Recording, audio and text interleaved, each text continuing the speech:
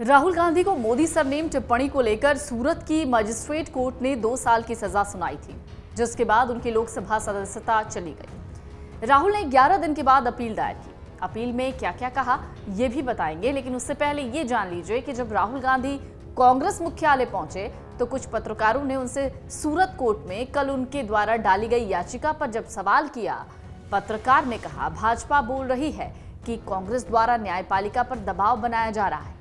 पत्रकार का सवाल जैसे ही राहुल गांधी ने सुना, बिफर गए। कहा, आप हमेशा भाजपा की ही बात क्यों करते?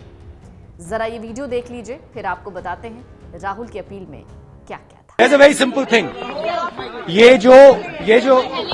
ये जो 20,000 करोड़ रुपए अदानी जी की शेल कंपनीज में हैं, ये किसके हैं? ये बेनामी हैं, किसके हैं? राहुल गांधी ने जो अपील की है उसमें क्या कहा गया है? राहुल गांधी के आवेदन में कहा गया कि आपराधिक मानहानि के मामले में अधिकतम 2 साल की सजा दिए जाने की वजह से राहुल गांधी लोकसभा की सदस्यता खो बैठे हैं और उन्हें अपूरणीय क्षति हुई। इस मामले में अधिकतम सजा न केवल इस मामले में कानून के उल्टा है, बल्कि अनुचित भी, क्योंकि इसमें राजनीतिक निहितार्थ है। आवेदन के मुताबिक अपीलकर्ता के साथ संसद सदस्य के रूप में उनकी स्थिति को ध्यान में रखते हुए सजा के निर्धारण के स्तर पर कठोर व्यवहार किया गया। इसके दूरगामी निहितार्थ मेट्रोपॉलिटन मजिस्ट्रेट की जानकारी में रहे होंगे। लोकतंत्र में लोगों की राय सर्वोपरि होती है और मतदाता की पसंद को लोगों की इच्छा माना जाता है। अपील के तहत फैसले ने सीधे तौर पर ऐसी स्थिति पैदा कर दी जिसके परिणाम स्वरूप अपीलकर्ता या आवेदक को सांसद के रूप में अयोग्य घोषित कर दिया गया। अगर दोष सिद्धि के फैसले के क्रियान्वयन पर रोक नहीं लगाई जाती है तो निर्धारित अवधि के भीतर उपचुनाव कराया जाएगा और याचिकाकर्ता अपने कार्यकाल के शेष भाग के लिए निर्वाचन क्षेत्र का प्रतिनिधित्व करने के अपने अधिकार को खो देगा। अवमानना केस में 2 साल की सजा के फैसले को राहुल गांधी ने चुनौती देते हुए अपनी याचिका में 7 अहम बिंदु कोर्ट के सामने रखे। उनका कहना था, मेरे खिलाफ मानहानि केस दायर करने का हक केवल प्रधानमंत्री नरेंद्र मोदी को है, हर कोई केस दायर नहीं कर सकता।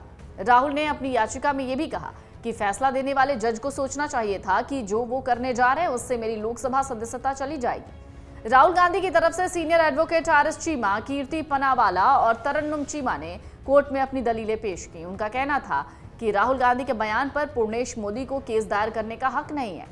नरेंद्र मोदी ही आईपीसी के सेक्शन 499 के तहत ऐसा कर सकते थे। सजा को चुनौती देने वाली याचिका में कहा गया कि हदिरेश वर्मा को सजा सुनाने से पहले सोचना चाहिए था कि उनका फैसला किस तरह का असर डालने जा रहा है।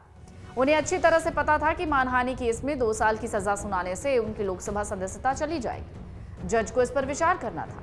उन्होंने ये नहीं देखा ये मेरा पहला अपराध था, लेकिन उन्होंने मानहानि केस में अधिकतम 2 साल की सजा सुना दी। याचिका में कहा गया कि विपक्ष के नेता होने के नाते उन्हें सरकार की आलोचना करने का पूरा हक है। विपक्ष का नेता सरकार की निंदा के दौरान हमेशा अच्छे लगने वाले शब्दों का ही इस्तेमाल नहीं कर सकता। सूरत की कोर्ट को सजा से पहले शब्दों का सही अर्थ तो निकालना था। राहुल ने अपनी याचिका में कहा कि उन्होंने 6 लोगों का नाम लिया था। नीरव मोदी, मेहुल चौकसी, विजय माल्या, ललित मोदी और अनिल अंबानी पर उन्होंने आरोप लगाया था कि सरकार ने इन सभी लोगों को बेजा तरीके से फायदा पहुंचाया। इनमें से कई के नाम के साथ मोदी नहीं लगा। राहुल गांधी ने दलील दी कि पूर्णेश मोदी ने उनके खिलाफ केवल इस बात को लेकर केस दायर किया था कि वो मेरे बयान से आहत थे। मेरे बयान को सारे मोदी समाज के खिलाफ नहीं माना जा सकता। उनका कहना था कि मोदी सरनेम हिंदुओं के अलावा मुस्लिम और पारसी लोग भी लगाते हैं। उनका कहना था कि मोदी नाम के लोग तकरीबन 13 करोड़ हैं। सभी को हक नहीं मिलता कि वो मेरे खिलाफ केस दायर कर सके। उनका कहना था उनके खिलाफ दायर याचिका राजनीति से प्रेरित थी। ट्रायल कोर्ट ने जिस अंदाज में उन्हें दोषी मानकर फैसला सुनाया वो स्तब्ध करने वाला है। दरअसल जिस मामले में राहुल गांधी को सजा हुई वो 2019 का मामला है। उनके खिलाफ बीजेपी नेता पूर्णेश मोदी ने याचिका दायर की थी। उनका कहना था, कोलार में एक जनसभा के दौरान राहुल ने कहा था कि नीरव मोदी, ललित मोदी, नरेंद्र मोदी, सारे चोरों के नाम के साथ मोदी क्यों लगा है। पूर्णेश मोदी का कहना था कि राहुल गांधी के बयान से सारे मोदी समाज को धक्का लगा है। सूरत की कोर्ट ने राहुल को अपने फैसले में दोषी मानकर सजा सुनाई थी। अमर उजाला अब आपके टीवी पर भी। अपने स्मार्ट टीवी पर YouTube पर सर्च करें अमर उजाला, चैनल सब्सक्राइब करें और देखें ताजा खबरें, वो भी HD क्वालिटी में।